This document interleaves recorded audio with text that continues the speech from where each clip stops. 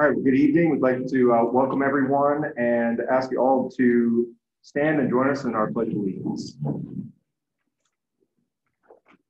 I pledge allegiance to the flag of the United States of America and to the republic for which it stands, one nation, under God, indivisible, with liberty and justice for all.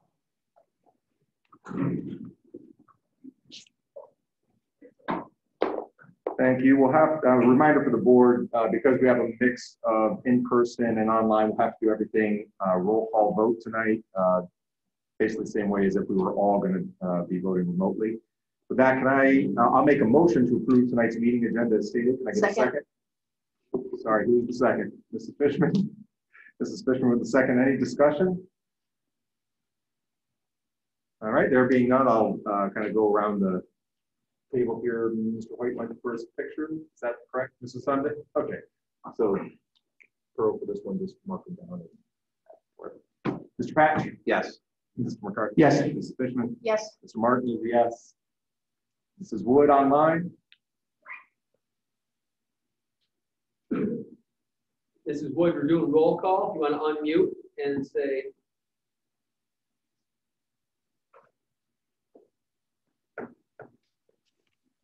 she's unmuted, so I know she can hear us. How about a thumbs up? Move on. We'll come back. Mrs. Nickerson? Yes. Mr. Loya? Yes. Mrs. Sunday? Yes. And last chance for Mrs. Wood. Mrs. Wood, if you're struggling with the audio, if you want to just go in the chat and say yes. Chat's located at the bottom of your screen. I am unmuted and it keeps going back to mute. That's okay. We got you. I'll make sure that you stay unmuted. Thank you. Are you a yes, Mrs. Wood? I am a yes. Thank you. All right. And with that, we'll move into community open forum. We didn't have any blue cards filled out here, Pearl or Tom, anything online? Do we have any blue cards? The majority of people here are my cabinet members. Looking to see if anybody wants to do a blue card. Just go on the chat, say yes.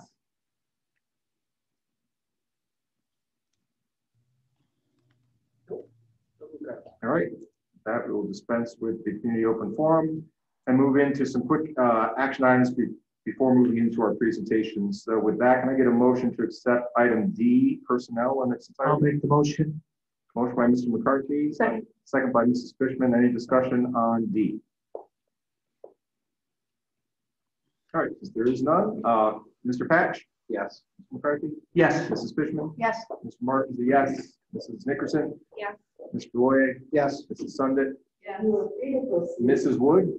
Yes. Thank you. All right, and I will make a motion to accept item E, the consent agenda. Can I get a second? Second. Second by Mr. McCarthy. Any discussion on E?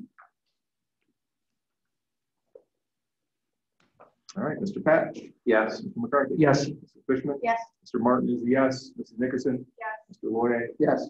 Mrs. Sunday? Yes. Mrs. Wood? Yes. Thank you.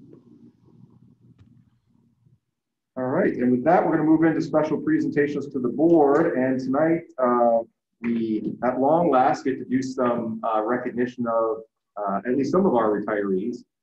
And unfortunately, it is a little bit different, probably not the way we like it to be, but Pearl will keep me honest. But I believe the plan is board members are just going to stand in place.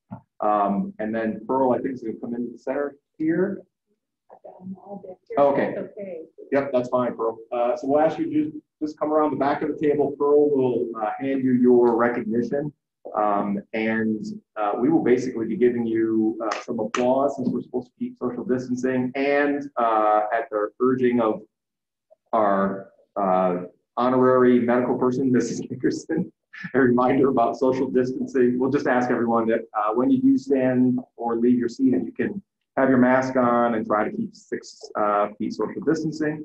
And just know that the board wishes that there was more we could do it in our normal fashion and actually extend our hand to you and congratulate you in person. But we're glad that you're able to be here tonight and for us to be able to at least recognize you in this way. And so with that, I will turn it over to Aaron, who's going to call you up. The board will just stay. I'm going to call one person at a time so that we don't have people crossing paths. And again, Pearl is going to be over there at that table. And here we go. Denise Corsett, elementary teacher, 33 years.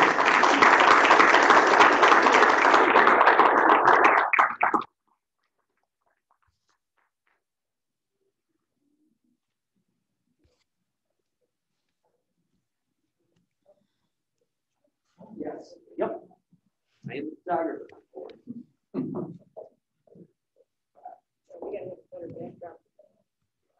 Yeah, let's do that. Let's have a better backdrop. You know what? You want to stay in front of that red wall right there? Perfect. No, let that be the backdrop. One, two. Yeah. Oh, that's perfect.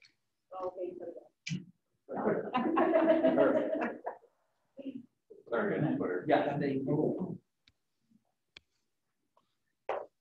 Cynthia Davison, elementary teacher, 30 years.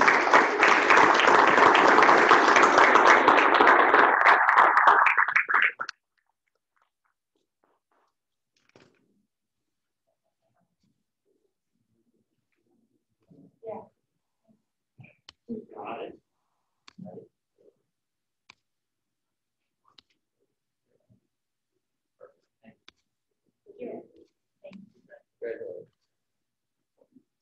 Andrew Graziano, music teacher, 32 years.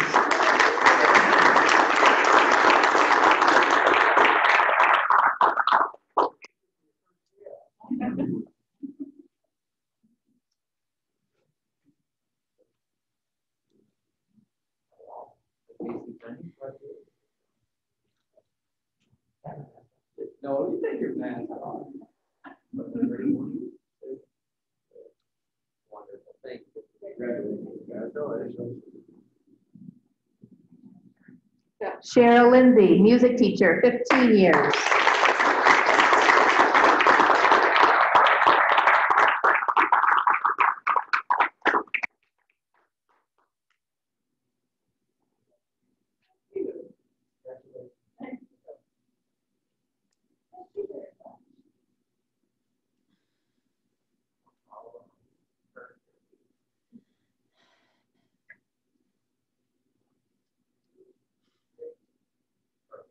Thank you.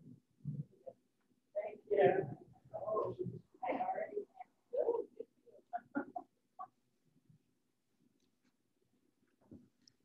Phyllis McIntosh, math teacher, 33 years.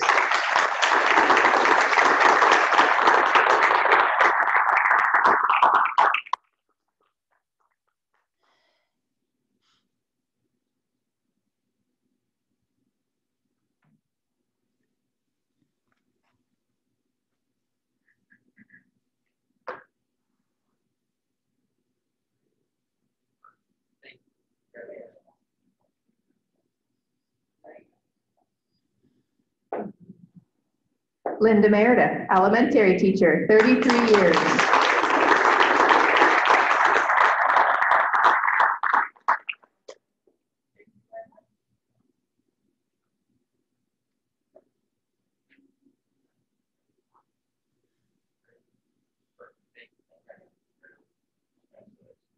Richard Vose, maintenance mechanic, 38 years.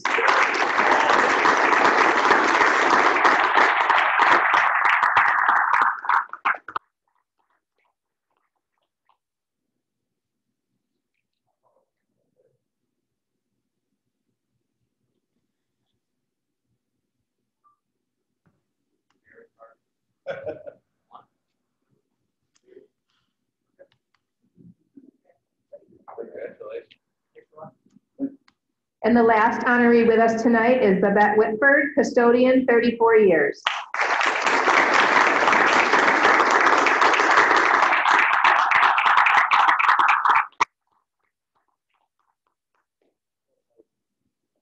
Congratulations to all of our retirees.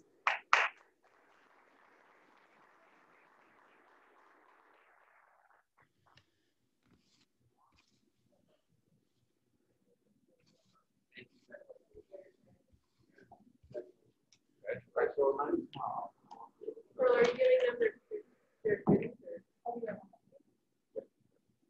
Yeah, so we're going to suspend the meeting for about 10 minutes here. Everyone is welcome. There are cupcakes over at the table there. And again, I'll just try to keep our distance as we can, but spend a little time and congratulate you on a well-deserved retirement.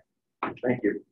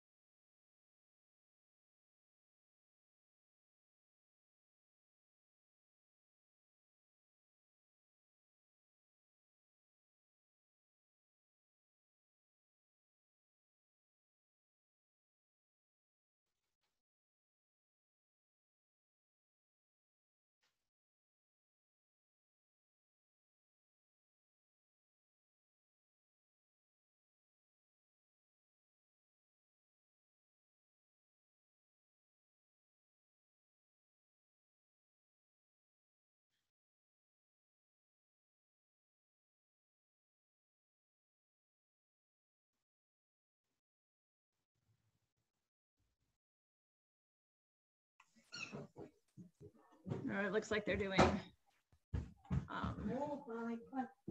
cake. Looks like everybody what? It looks like we're doing cake. Oh, they're celebrating the retirees. Yeah. Who I'm sure nobody actually fucking named. I would not. Ready for that one?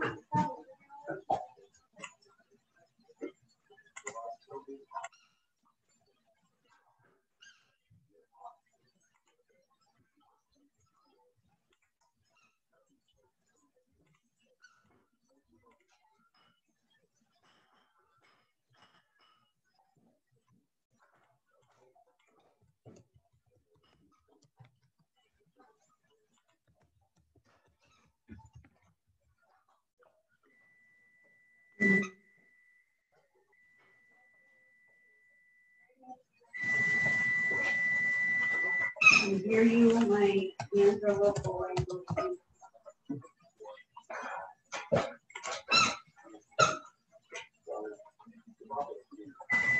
I've got a little something going on.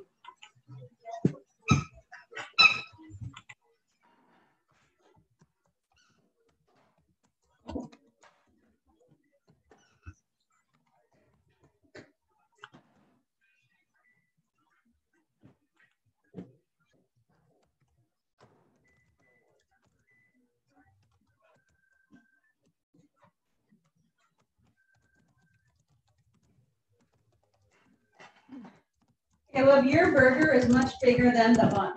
Okay. Just like I can still put it on a bun, it's just much bigger than a bun. Right.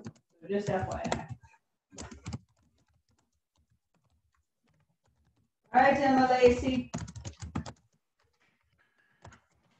What?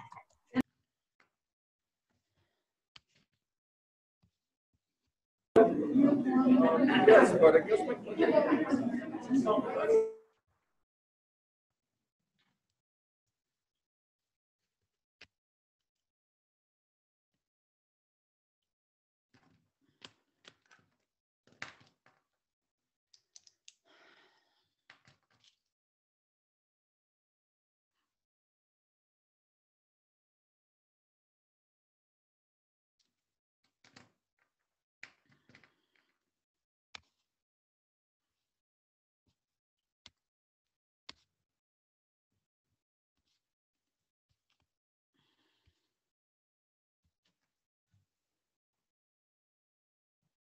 I'm unmuted. Hi, hold on. Definitely why. We are back.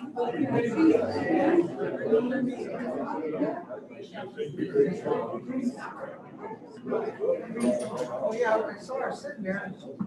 I thought she said she was tired. The participants at home are almost done with their virtual.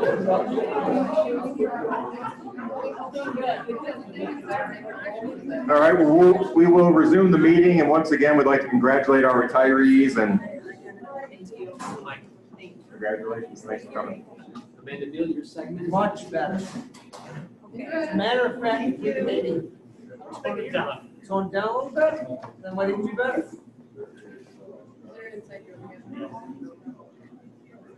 And we have one more special presentation tonight, which is the spotlight on Miller Hawk. And I believe the way it's going to work is Pearl's going to play a video, but Principal Veal is on the Zoom meeting. So if after the presentation there's any questions, you can feel free to ask them. So Pearl, over to you.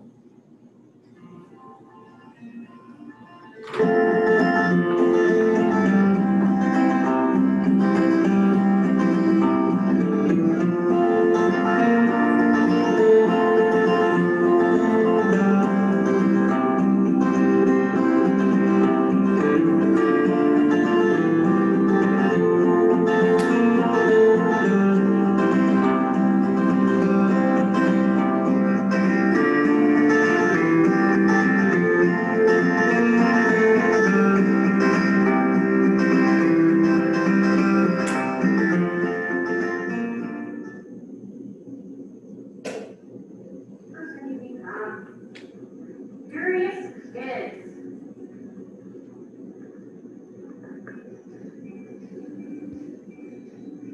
Can you see the video at home?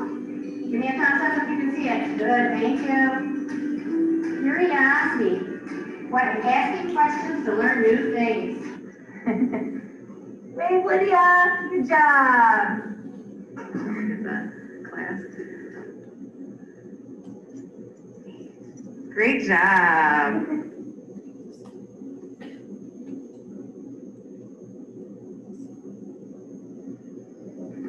Can you guys wave to Mrs. here? My friends at home? Hi. And boys and girls in class, can you wave too?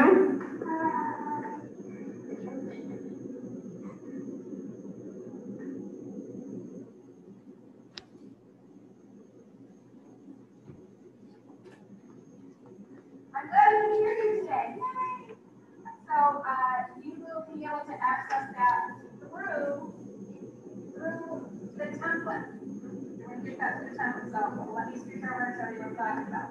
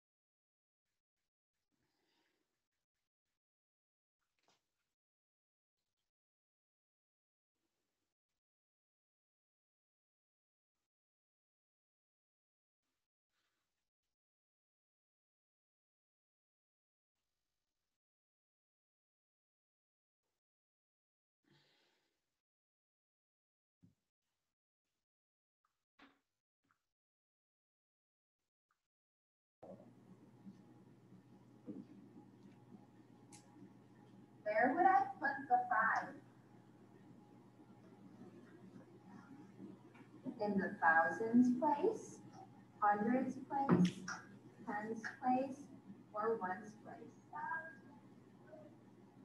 So this one. So this first one right here. All right.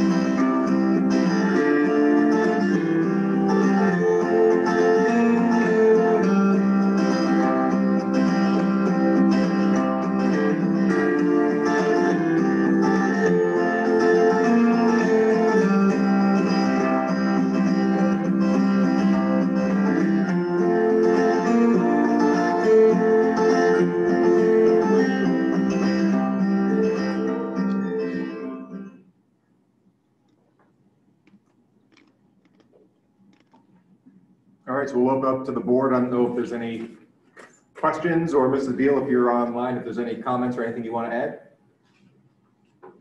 Hi, thank you. Just a huge thank you to all of our staff who you saw there in the video and beyond that video. And a huge thank you to all of our families who have been so supportive and patient through this reopening. They've been wonderful and flexible and so supportive. And so I'd like to take the opportunity here to say thank you to all of them. And thank you to our leadership for creating this awesome plan with our input and really getting our schools reopened so the students, although it's only 2 days a week, we really love having them in person. So, and our 100% virtual kids, that's going very well too. So just thank you everyone for all of your help to get us to this point. Questions from the board? Well done. Yeah, great job. Yeah, thanks for putting that together. And Mrs. Beal, I certainly don't expect you to do this on the fly here, but if there's anything we can do to, better support what you guys are trying to accomplish, please let us know. But looks like great work.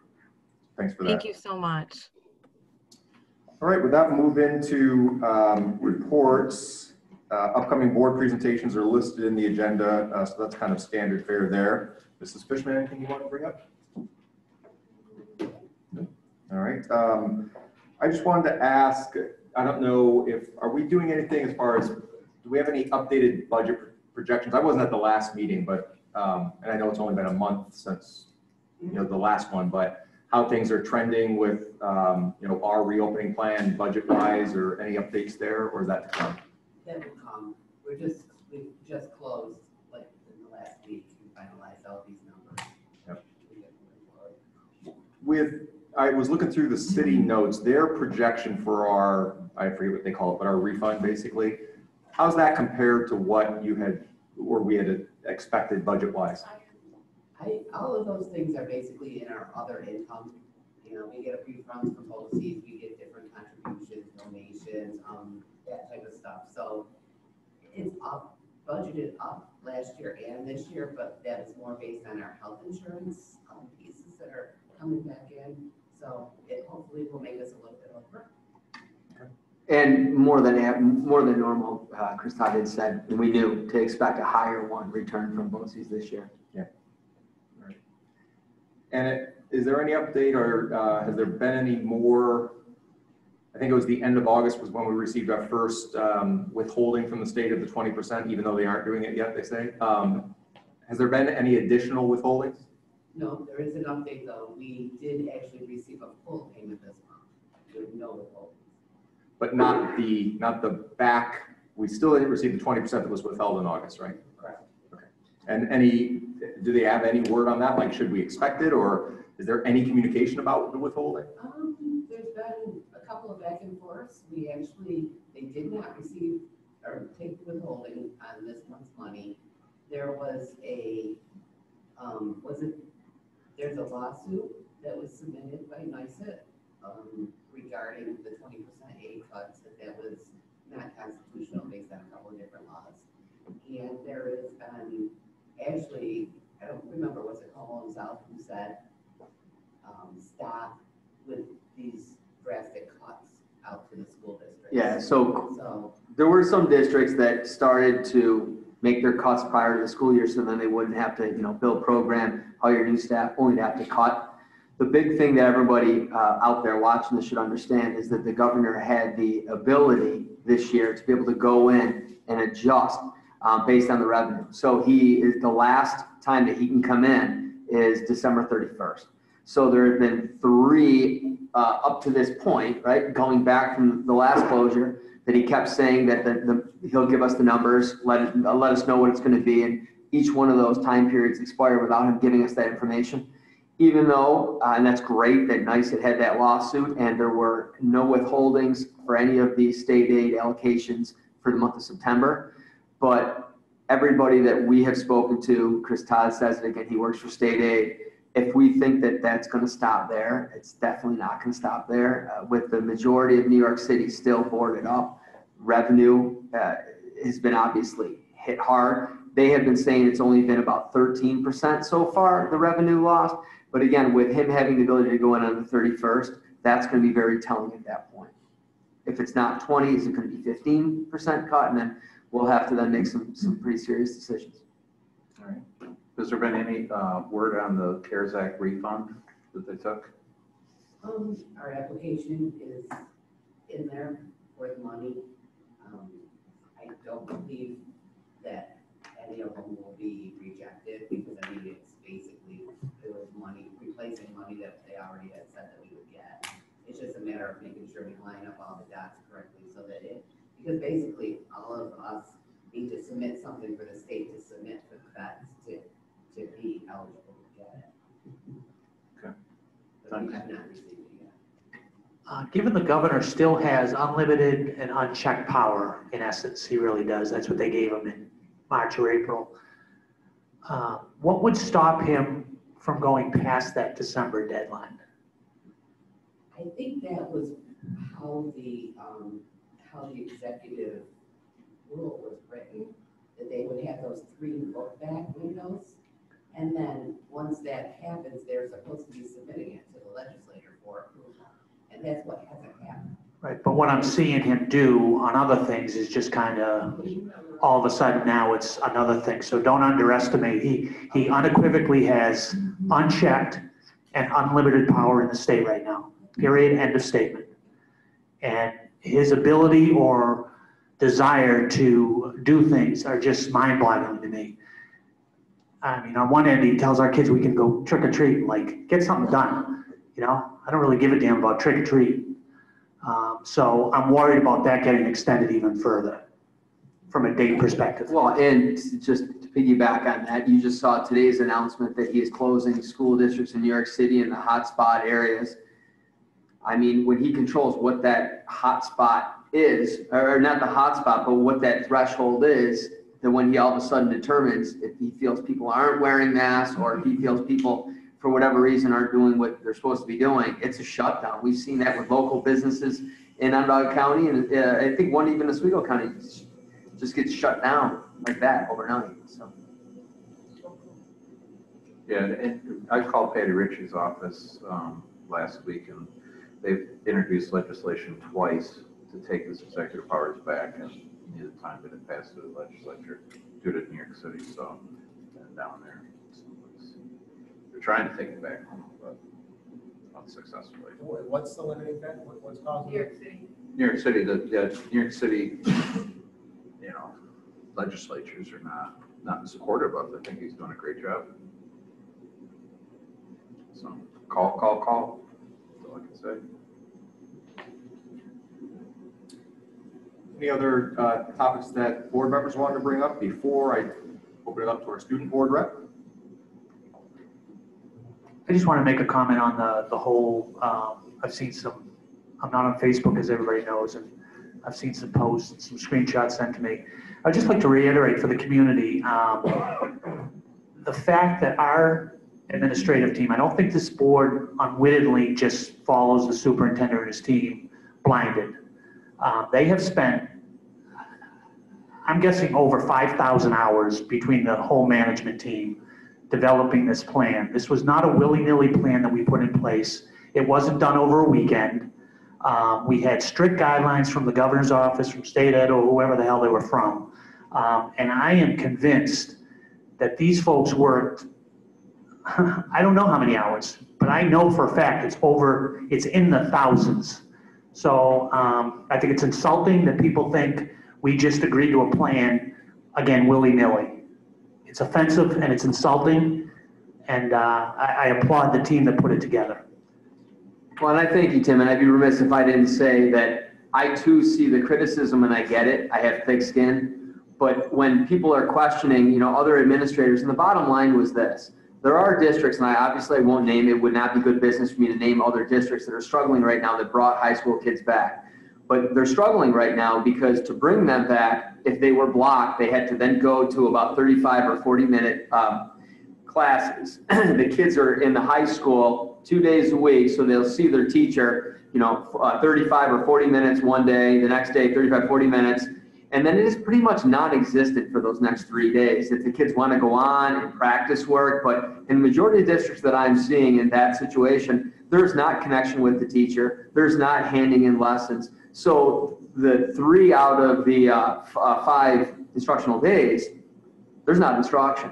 So what I'm hearing now in a lot of those districts, because we had teachers that work in our district, but their kids going up to Onondaga County districts, and they're very frustrated, and they're having conversations with their principals in those districts and their superintendents saying, okay, not only is it watered down when we have the kids in for maybe 35 or 40 minutes with their teacher with just 12 or 13 kids in the class, but then what is happening for the rest of the week? Because as of right now, Regents exams are still on. All of that is expected instructional time to happen. There are some districts that, let's say on Wednesdays, they're only calling that office hours.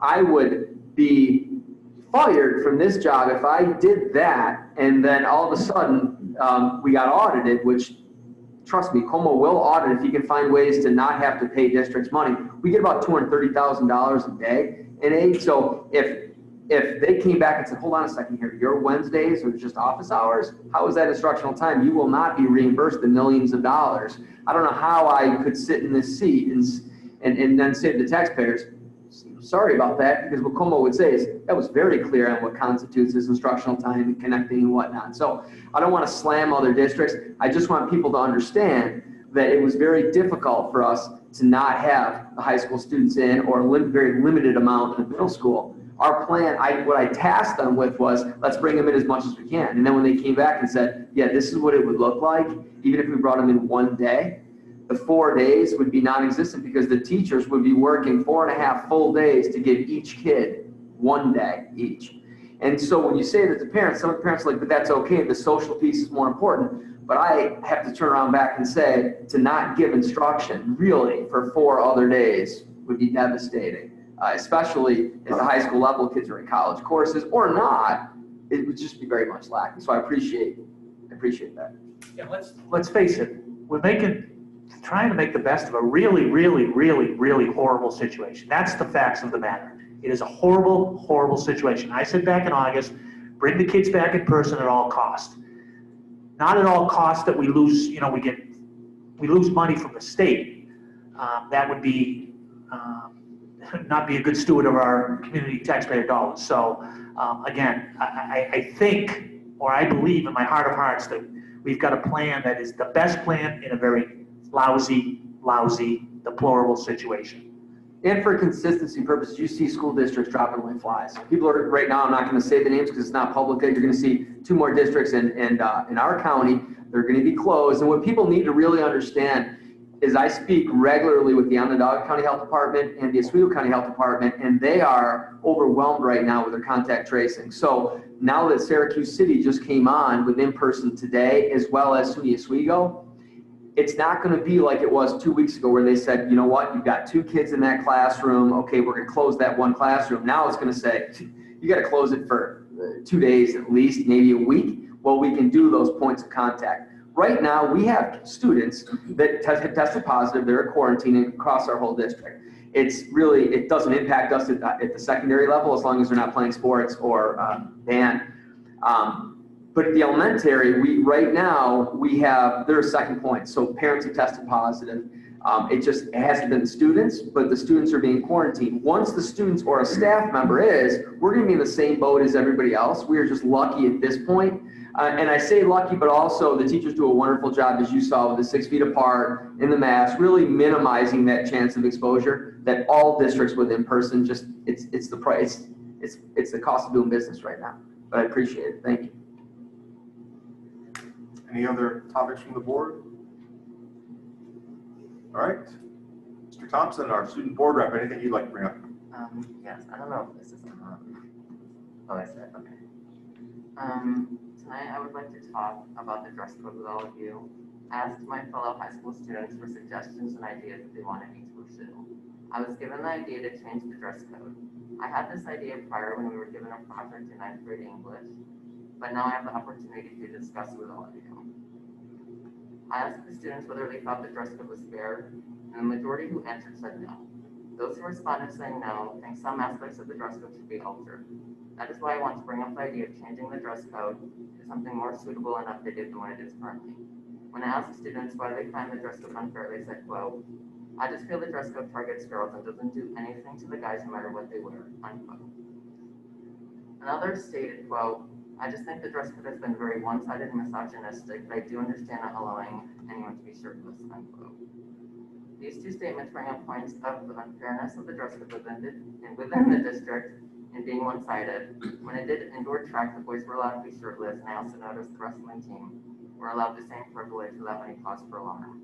One student had said, quote, I, being a male, have never been dress coded. I do not recall any instances of seeing or hearing another male being dress coded. But I have seen and heard of females being dress coded, unquote.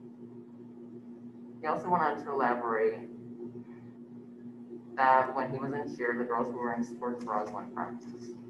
A male teacher walked in and they got in trouble, which I feel is hypocritical since the males were able to be shirtless for their activities, but the girls weren't. The students shared with me an experience they had regarding the dress code, stating, quote, I've never been dress coded. I generally play it safe. I do remember in middle school being so nervous that I would get dress coded for my shorts being a couple inches short of length requirements. I was also so nervous about it all day. And it kind of distracted me from my schoolwork that day, unquote. I've noticed that the district's conduct now steers away from using words such as interfere, but looking at the students' experience, we noticed the dress code inhibited their learning experience. On further analysis, this contradicts the school's educational mission. While I do understand that the board's intentions were meant to be universally inclusive, I agree with my peers in many aspects. I believe that there should be rules and regulations set in place, but they should be fair and enforced for everyone equally. I appreciate the opportunity given to me to speak on behalf of the students, and thank you for your time and consideration. Thank you. Tom, as I was listening to that, I guess my one question is, is every dress code violation tracked? Is it noted like other violations? Like, do we have data that will show whether it's biased towards males or females or not? Or I'd have to check on that. Connie, do you know if every violation will say it's a male or female? To be honest, I can't remember any violation that ended in a disciplinary consequence. Most of the time it's just about, hey, can you throw a sweater on, or can you change your clothes, or right.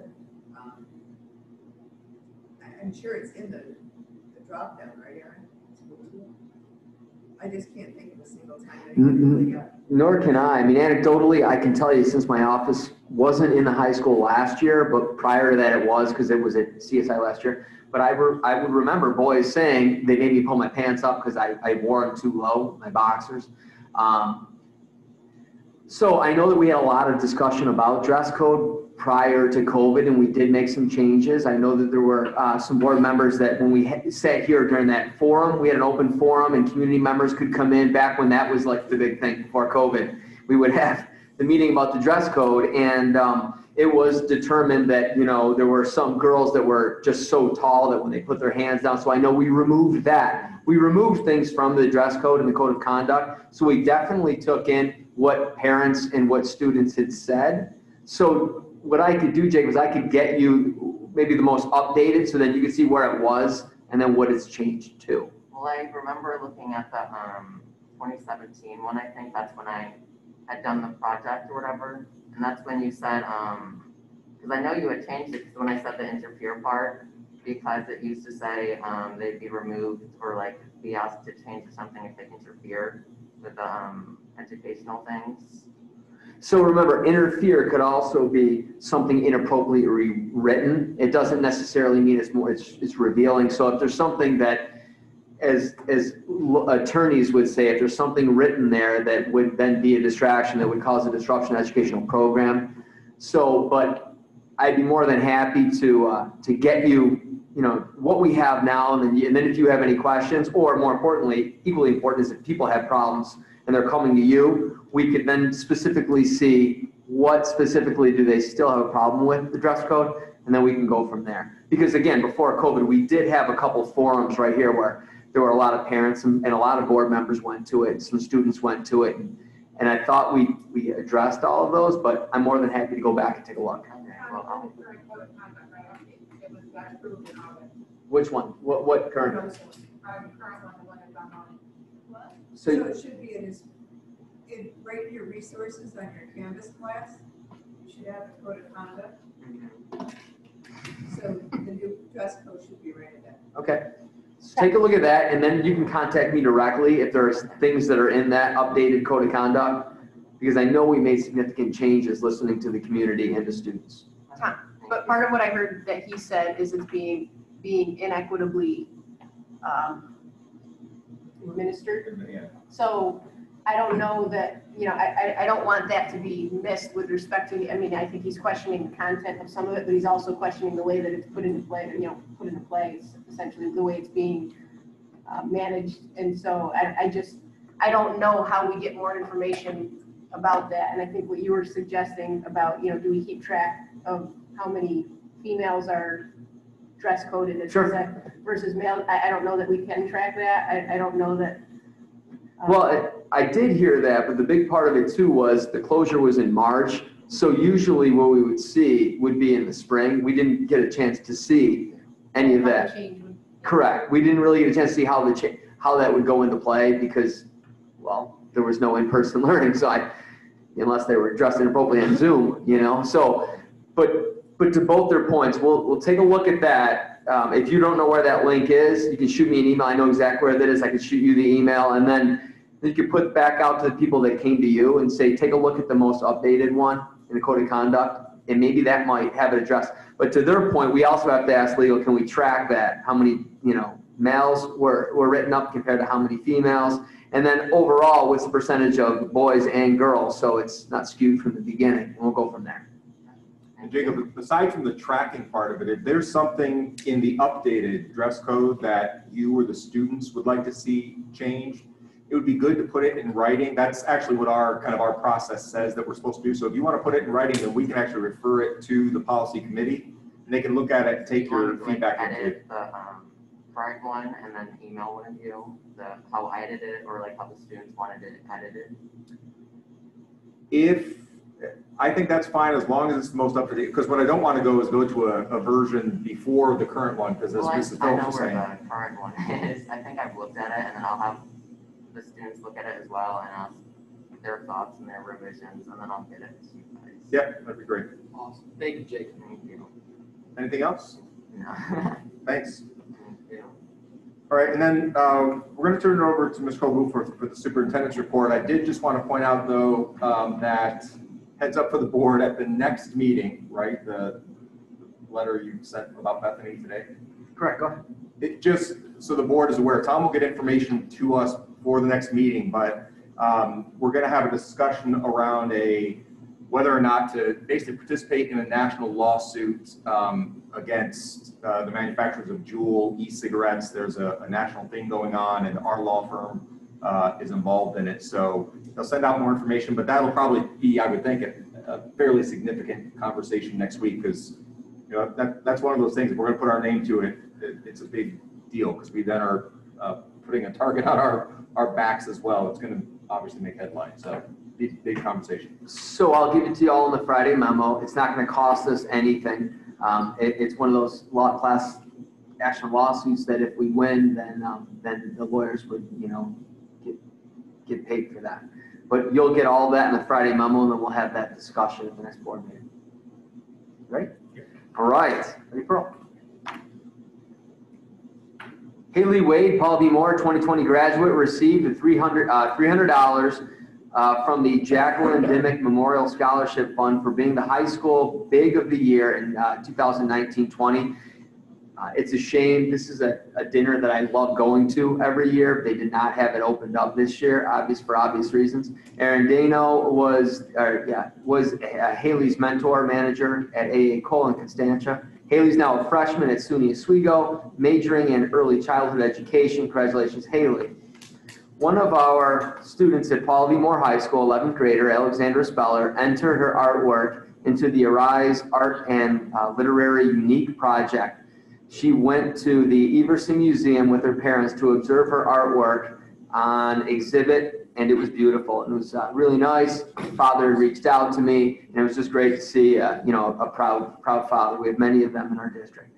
Congratulations to Sarah Cyrell and Ethan Wells for being recognized and commended as commended students in the 2021 National Merit Scholarship Program. These students represent a valuable national resource. Recognizing their accomplishments as well as the key role their schools play in academic development, it is vital to the advancement of educational excellence in our nation. Thank you to all of our staff. The CSSD plan is student focused and stresses the importance of education and instruction. We are very proud of the entire faculty and the staff and the efforts they've shown. Again, board member Tim McCarthy alluded to this. It's been very difficult. If we could have all of our students in here, we would. If Cuomo lifted the 6-foot rule, which I think some people are still confused upon, it absolutely had to be, classrooms had to be built with students 6 feet apart. And when they could not be 6 feet apart, meaning in the hallways around the schools, they had to wear masks. I bring that up to say if the governor lifts that, we're immediately going to change that and bring in as many students as we can. So if he changes that, then obviously the health department has signed off on that. Nobody that created this plan, and to Tim's point, I can't even tell you how many hours it's been. And it's not just, definitely not just a 7 to 5. It's till about midnight. I get emails from Kristen Enright, Connie Galvan, Arena, our head of special education. It's a never-ending situation where we're constantly looking to improve.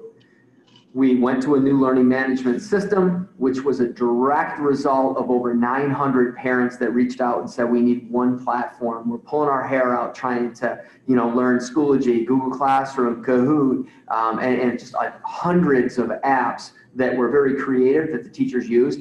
But for parents that were just getting pulled in 1,000 different directions. Hats off to the teachers. I know it was not smooth going in the first, couple of weeks of using the one platform.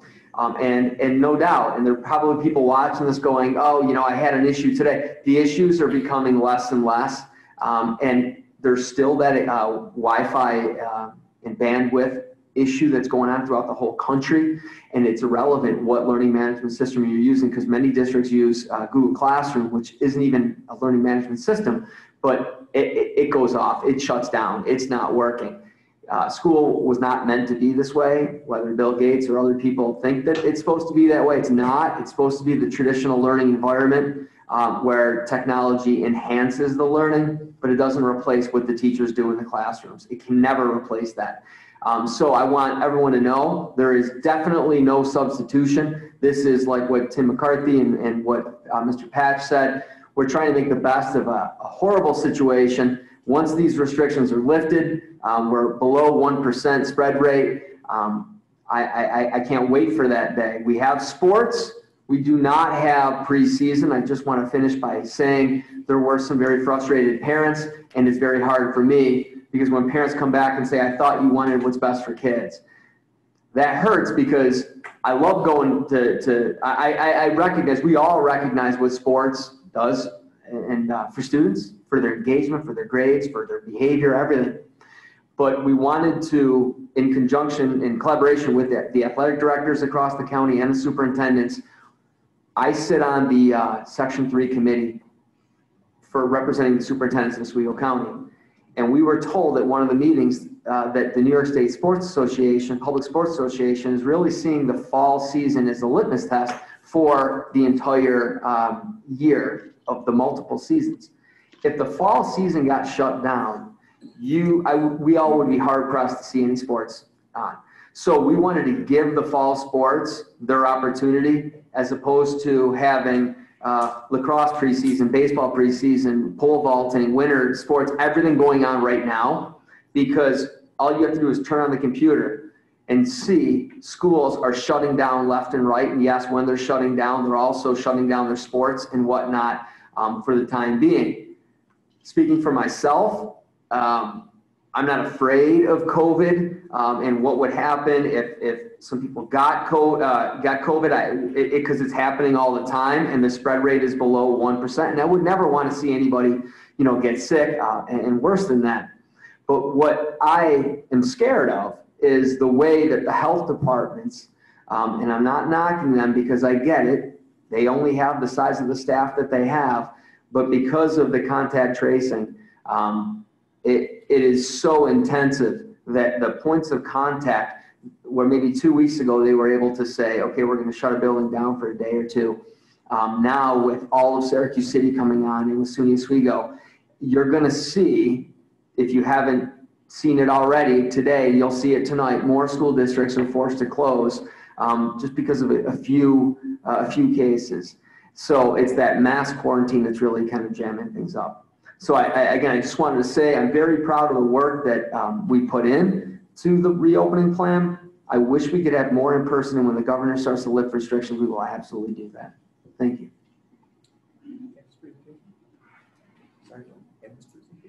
Oh, yes.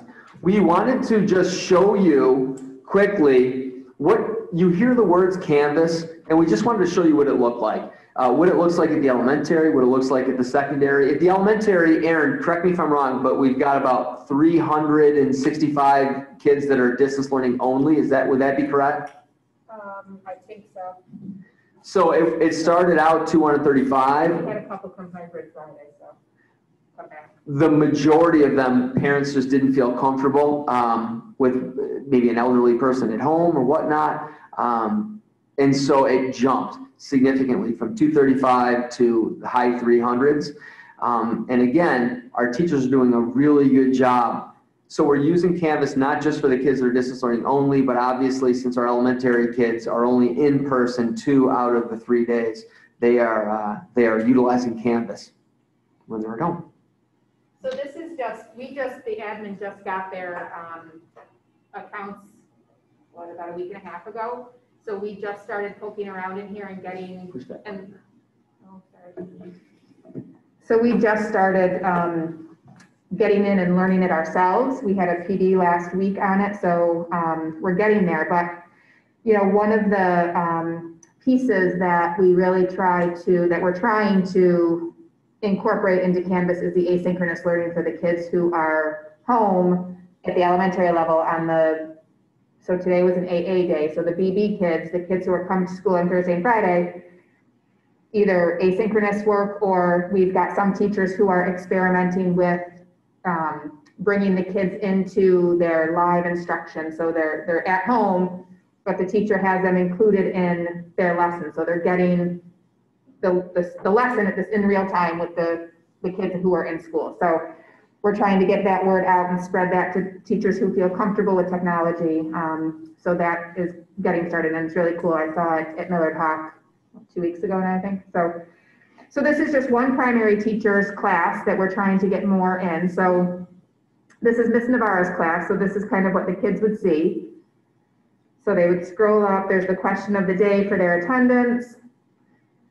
So the kids put their name in there and answer how are they feeling. And then they can go to, there's different, the Let's Read button has different like epic books and things like that where the kids can go for just to read. There's specials, they click on the special link and it brings them to the special that they have. So this class has art. And it brings them right to Miss Staley's art class, where they've got their buttons down there so they can go to their live art class on Wednesdays. The assignments are there. And then when they go back to their home button,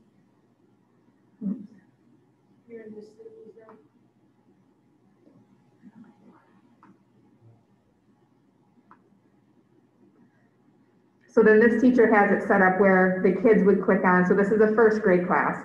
So they would click on Monday, and this team is working together. So this is Miss Navarro's class, but you will see that this teacher is not Miss Navarro. For those of you who know Miss Navarro and Colleen Shire, this teacher is Colleen Shire. So they've got their skills lesson, which is that explicit instruction. So the kids who are home, I'm just going to show a short clip because this is a little bit long, but.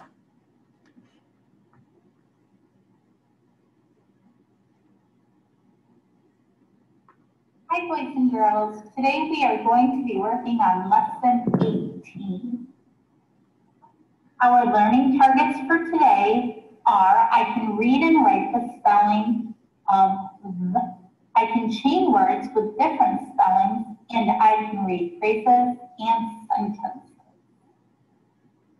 So first we are going. So this is an example of what they actually do in kindergarten and first grade. So you're going to see them tapping and going to do a little the actual blending and instruction. segmenting. We are going to tap out the sounds, and I would love you to do each word with me. Remember, sometimes two spellings or letters will work together to make just one sound. Here we go.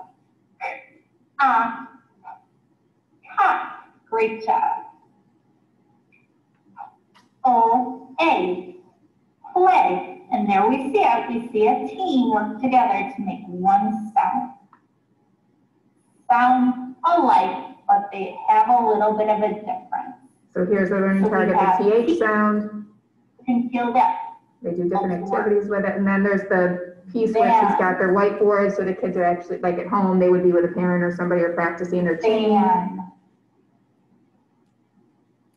We got to use our PH, van. I would like you to change van to then.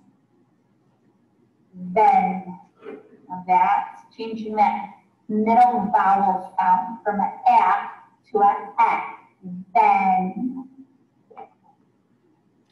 So that's what you would see if you observed a classroom. That's the asynchronous instruction. And then they've got, you can see the directions, and I fast forwarded it, but they worked on page 18.1. So she said you can pause it here and work on this sheet, and then come back. And then there's another homework page, 18.2, that they do at the end. Then there's some extra practice. They've got their math video there with their problem set 13. So again, this is the teaching of it. And then listening and learning, this is a pausing point. So they're doing fairy tales right now. So if you click on, the kids go to their Nearpod, they join their lesson. And this is just review. So the pausing point is where they review. So their little fairy tale questions.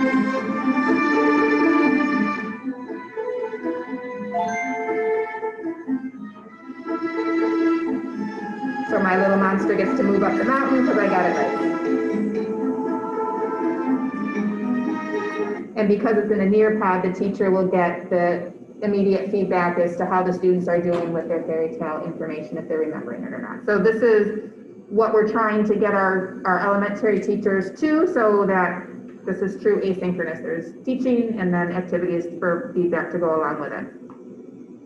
And then Connie is going to show you middle school. And I can just say, in talking to elementary teachers, they are seeing growth. So it is absolutely working. Yeah, absolutely.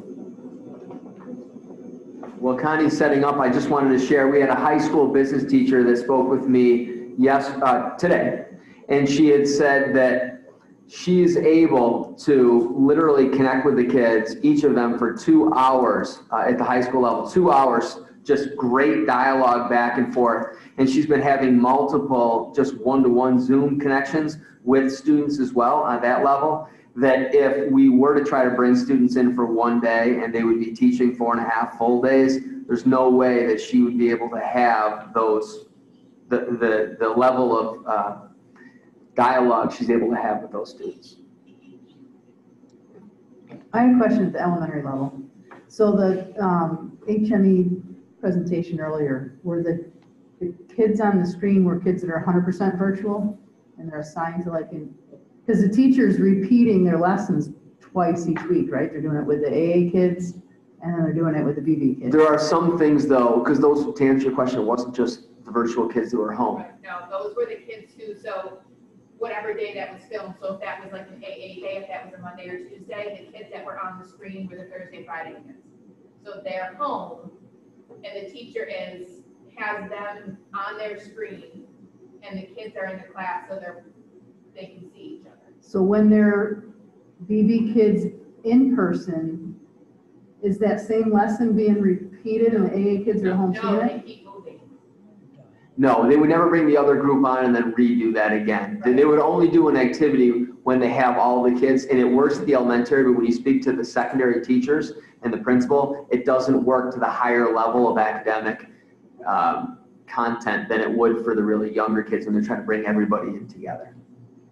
So there's 4 days of in-class instruction in a week. They're teaching something different every day, and half the kids will be in person learning it, and the other half at home. So teachers are doing it different. So the teachers who are comfortable with doing and getting the kids on, the kids who are home, so like today is a Monday, so the Thursday, Friday kids were online while the teacher was teaching that English class, that ELA class, that lesson. So the kids are getting it in real time and ask the teacher questions right there. So they don't need to repeat that instruction. If all of their kids are online, great, they're there. If not, they record it so that the kids who may have missed it can watch it later. So then the teachers have the afternoon where they can take and pull small groups of kids for intervention, remediation. If they're getting their Near-Pod results back or math things back and they're seeing that the kids are struggling, they're able to take them and remediate in the afternoon as opposed to getting on in the afternoon with their class and reteaching the same lesson that they just taught that day to the kids who were home that day. So we've got different teachers kind of doing different things and trying to figure out the best way for them. I just worked with some teachers last week at AA Cole, and they've got all their kids majority of their kids are getting on for their morning meeting, their social emotional piece.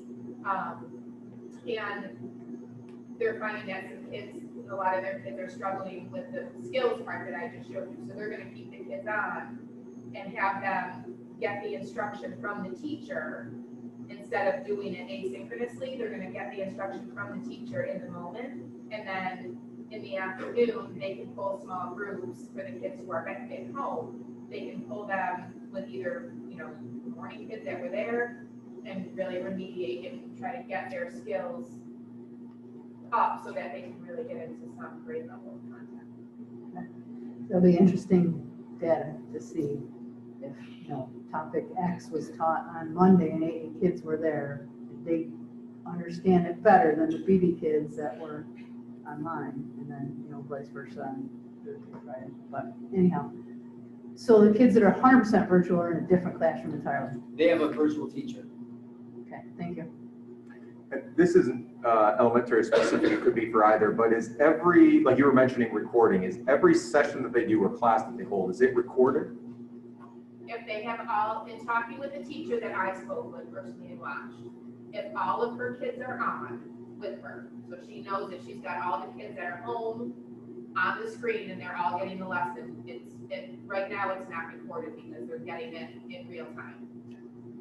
If she sees that even one student is absent, then she records it so that that student can go back on and watch it. And this is not to challenge that, it's just I'm giving you feedback. I've heard from a number of parents that they would love it if it was, because very often what's happening, and again, this isn't a school thing, but with Wi-Fi and all the connections, too often they're disconnecting or losing it in the middle, and then they don't get to get caught back up. So I'm just wondering if there's any thought to always recording it, because then there's a library for the kids to go back to if there is a problem. Yeah, I know, I mean, I think that if Tricia were seeing that, she would do that. She's, you know, she only has, I think, 8 kids that are home, but her class would be very different than, say, you know, Nancy Pritchard's, who's down the hall, and depending on where her kids are located, they may have that. So I can definitely bring it up to Amanda to share with her people. Aaron, piggybacking off of that, similarly, you're talking about one or a few teachers that you've talked to. Is there anything kind of across the board that's being encouraged, if not required, that if there are students missing from class, that they are recording the sessions? Yes, that's definitely, I mean, that's the asynchronous piece, so that's what I just showed you, so that's there for those kids. So it just depends on, we're trying to get the teachers who are doing the hybrid stuff so that it looks, you know, I'm trying to go in and find those models for people so that that's kind of, when you talk asynchronous work, that's kind of what you want, right? You want the teacher or some type of explicit instruction, be it a video or whatever it may be, with some practice so that the teacher knows how the student's doing with that work. Right. So that's what we're trying to expect for people.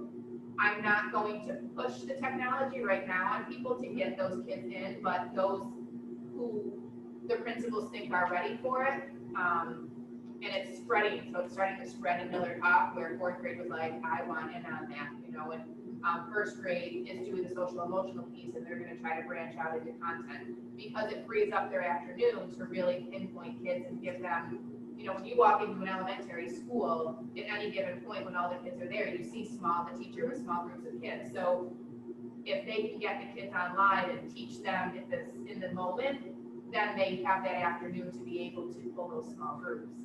And the parents are working fantastically with whoever to get them on in the afternoon. So we're trying to get more teachers to that point. Some will get there faster than others, but, you know. Right. So is it fair to say then that on AA days, for instance, BB students who are attending virtually, there is the asynchronous pieces on there already for Monday.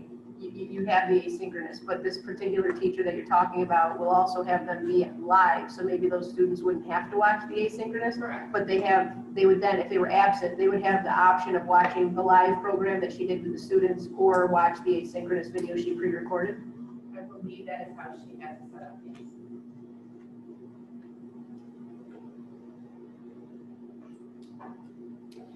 Yeah, I mean, I think the big thing is when this all started, NYSED's stance was to not have the teachers videotape. That's really what it was. And then I think that more and more teachers realized that that was just a recommendation, and they're doing it anyway. It's not violating anything. We've been working to make sure that there's kids in the class with no video, no picture, that wouldn't be part of it. It wouldn't be, you know, taped. It wouldn't be live.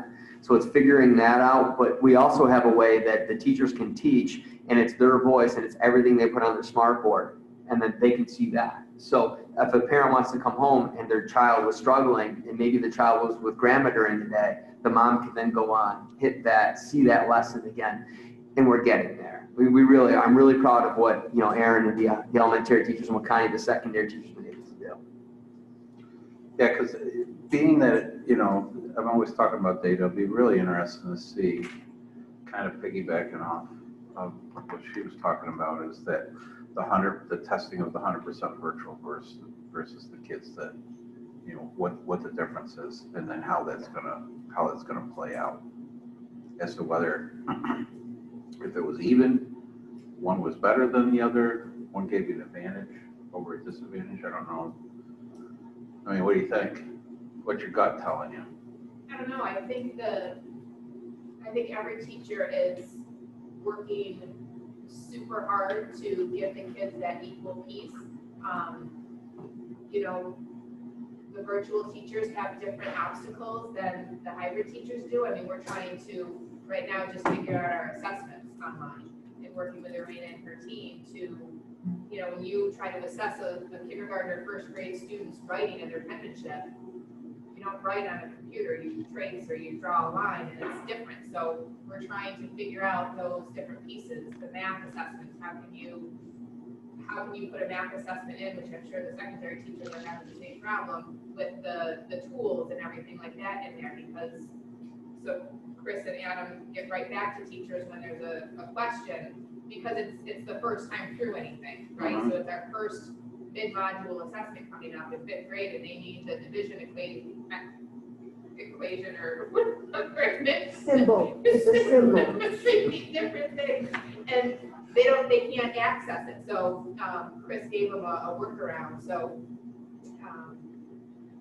we'll see how it goes, but we'll be able to tell because all the kids take the same assessment. So. And I've had parents call me up who are just virtual, and they're frustrated. Some of them were frustrated. Some love it because they're like, "That's how my kid learns. It's amazing." But some are frustrated. They're like, Mr. Couple, can you tell me that this replicates the in-person? I said, well, 100% doesn't. You're choosing to keep your kid home 100% of the time, and we're doing everything we can to be able to support your child. But like she just said, there are certain things that we cannot replicate, like writing.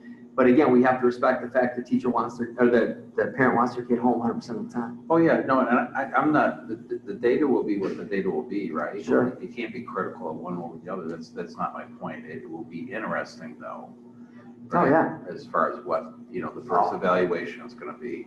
There's going to be many studies on this moment in time. Yeah, I mean, my gut, right, being on this earth for a while, much longer than most here in this room, that this is going to hurt the educational system for a very long time this year, right? That's what we're going to March, in my opinion. So that's going to be a year. So what's that going to cost? And it's not only within the public school system, it's also with college, right? That's completely different compared to what it was. And then throw in the, like my granddaughter is going to a private school, kindergarten, 5 days a week, all day. What's the advantage that she's going to have over kids that aren't allowed? Right? To me, it's a big deal. And that's going to be coming up too. And I hope it is over in March. I hope. Nice. Thanks. Okay, so I'm going to walk you through a secondary class. This is an 8th grade ELA class. I'll start out to show you the overview page. She introduces herself, and down at the bottom, our 3 buttons are a little bit about your teacher, question board, and learning modules. Most of the navigation comes on the left side. The announcements, you'll see the teacher puts those up pretty regularly every day. Then the modules are the actual instructional pieces.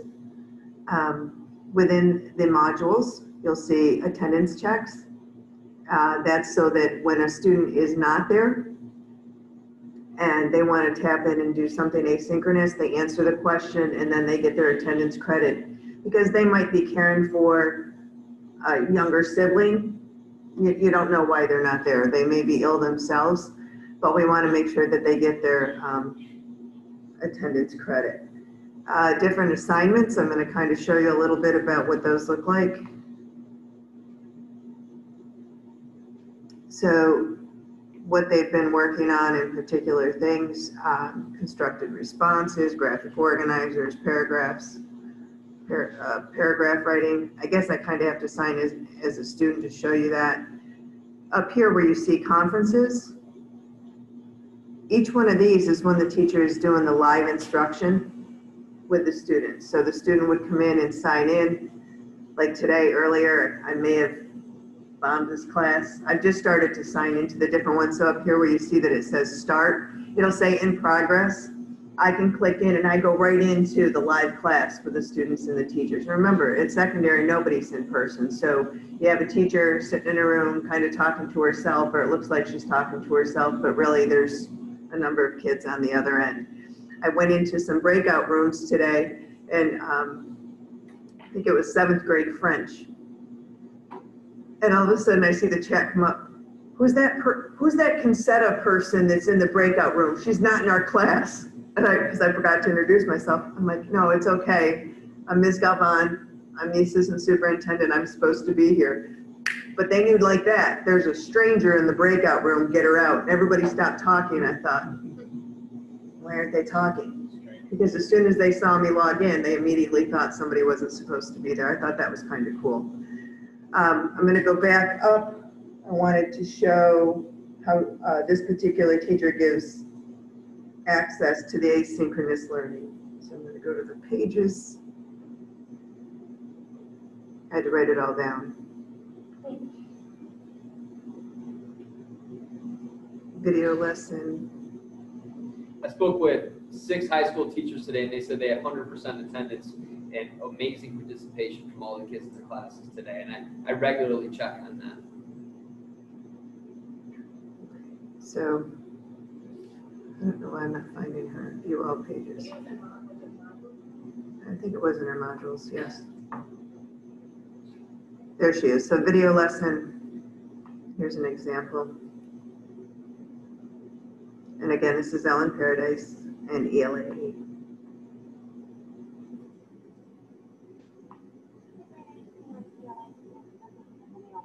For September 28th, it's a Monday. So the first thing you'll notice is that we have some announcements. If you need to complete any missing work or revise any work for a higher score, go ahead and check School Tool and update your work. Make sure you hit submit.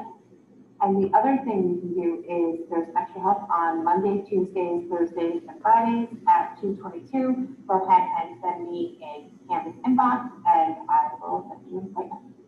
So what we're going to do today is we're going to go to modules in our English class. You'll notice it's now week 4. And in our daily lesson, we have our learning targets, our agenda, and our homework. Learning targets are 1, I can define the literary devices, tone, and mood. And 2, I can identify tone and mood in examples and in poems from Inside Out and Back Again by Hannah Rye. Here's your agenda. The agenda. We're going to do attendance. We're going to do a Nearpod on tone and mood. And then your homework is to complete that Nearpod on tone and mood for a grade.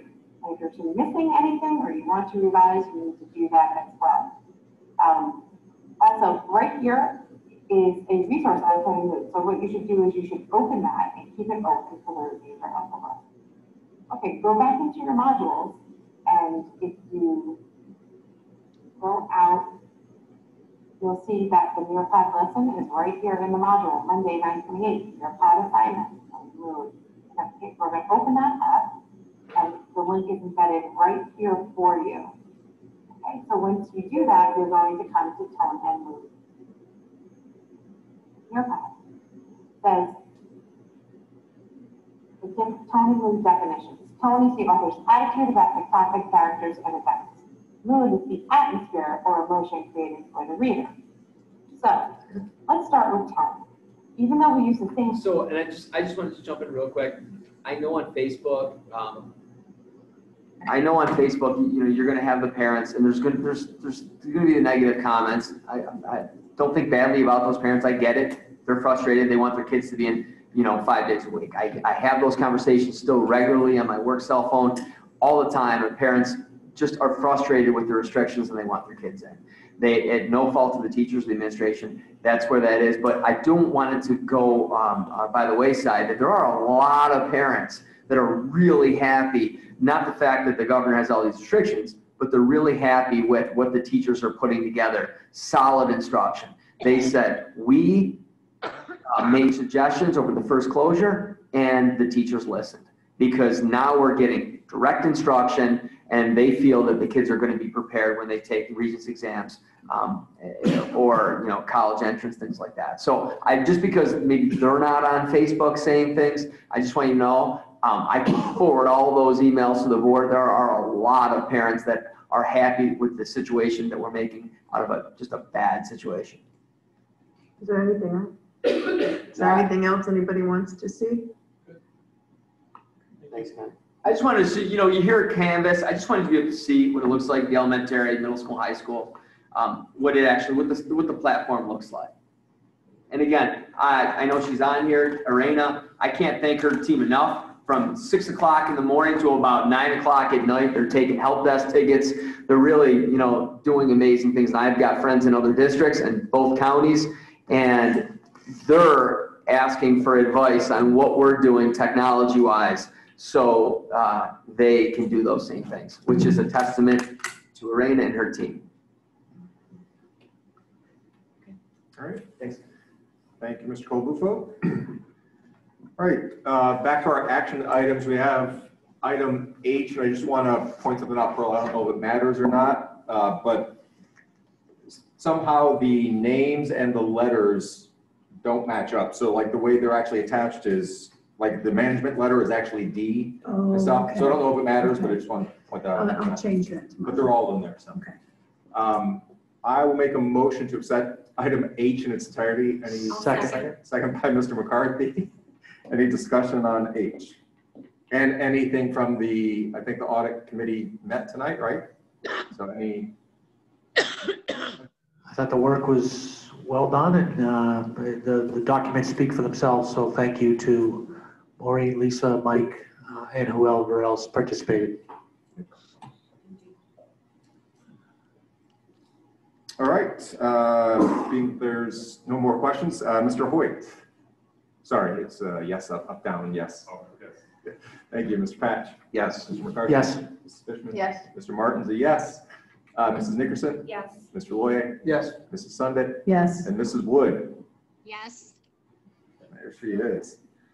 All right, and with that, I will make a motion that the Central Square School District Board of Education hereby moves into executive session to discuss matters leading to the employment and also the employment history leading to specifically tenure of a particular person. Can I get a second? And I'm sorry, with no action to follow. So second by Mr. Loye. For everyone out here, we will not be coming back into open session out here. We're just going to close the meeting because there's no action to take. So any other discussion? All those in favor, since Mrs. Wood will not be able to join us in there. Thank you and have a good night, everyone. Thank you, everybody, that we are now going into executive session. We will not be coming back out. For Have a great day. meeting right here or? Okay. Right, right. Where is that?